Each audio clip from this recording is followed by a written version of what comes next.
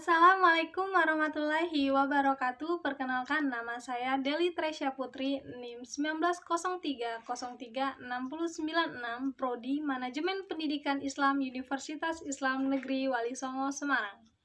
Tujuan saya membuat video ini adalah guna memenuhi tugas UAS mata kuliah Pendidikan Pancasila yang diampu oleh dosen Bapak Rizza Chamami. Nah, pada video kali ini saya akan menyampaikan materi tentang hari lahirnya Pancasila dan Hari Kesaktian Pancasila. Sebelum ke materi, perlu saya sampaikan apa sih Pancasila?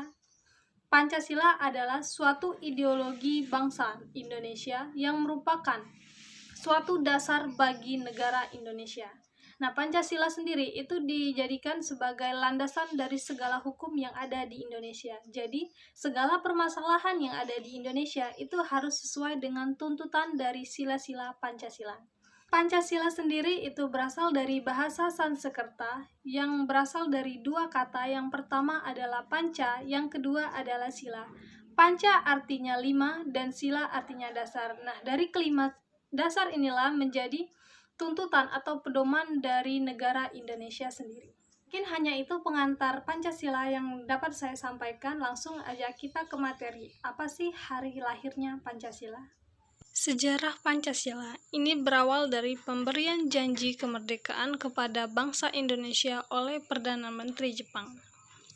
Perdana Menteri Jepang saat itu adalah Kuniaki Koiso, di mana pada tanggal 29 April 1945, pemerintah Jepang membentuk Badan Penyelidik Usaha-Usaha Persiapan Kemerdekaan Indonesia yang dikenal dengan BPUPKI, yang diketuai oleh Dr. Kanjeng Raden Tumenggung, Rajiman Wedyaningrat.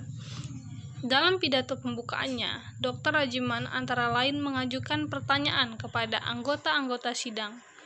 Apa dasar negara Indonesia yang akan kita bentuk ini?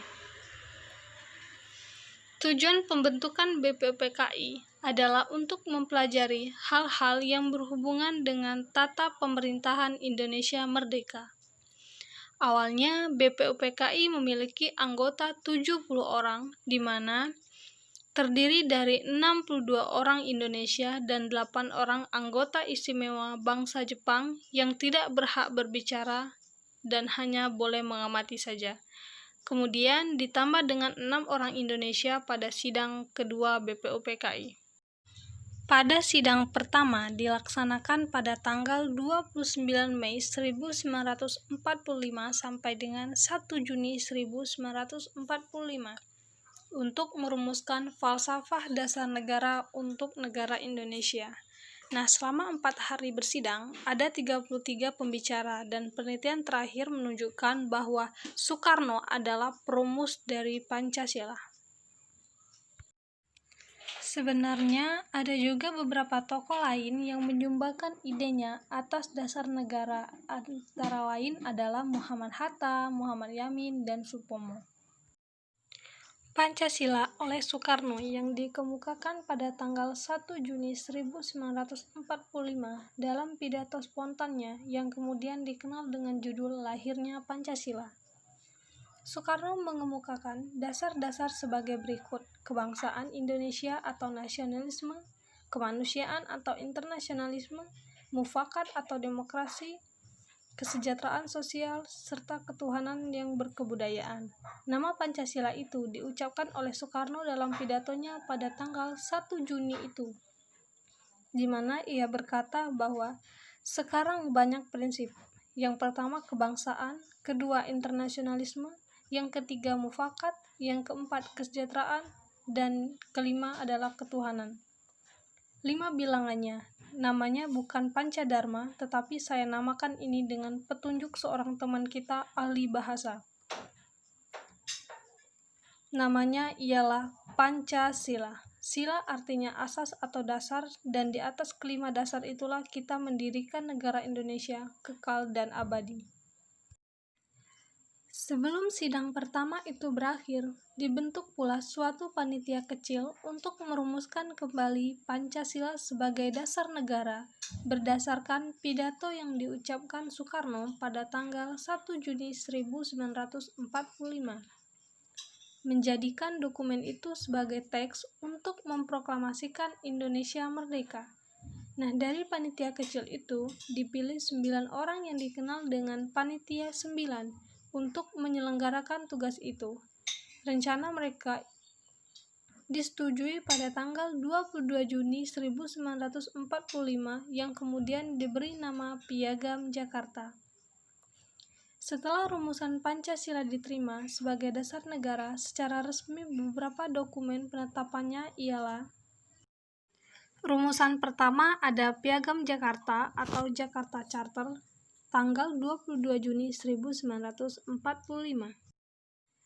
Rumusan kedua ada Pembukaan Undang-Undang Dasar 1945 tanggal 18 Agustus 1945. Rumusan ketiga ada Mukadimah Konstitusi Republik Indonesia Serikat tanggal 27 Desember 1949. Rumusan keempat ada Mukadimah Undang-Undang Dasar Sementara tanggal 15 Agustus 1950. Dan rumusan kelima ada rumusan pertama menjiwai rumusan kedua dan merupakan suatu rangkaian kesatuan dengan konstitusi yang merujuk pada Dekret Presiden 5 Juli 1959. Presiden Joko Widodo pada tanggal 1 Juni 2016 telah menandatangani Keputusan Presiden Nomor 24 Tahun 2016 tentang Hari Lahir Pancasila sekaligus menetapkannya sebagai Hari Libur Nasional yang berlaku mulai tahun 2017. Selain kita mengenal hari lahirnya Pancasila, tentu kita tidak asing dengan istilah Hari Kesaktian Pancasila. Bagaimana sih Hari Kesaktian Pancasila itu mulai?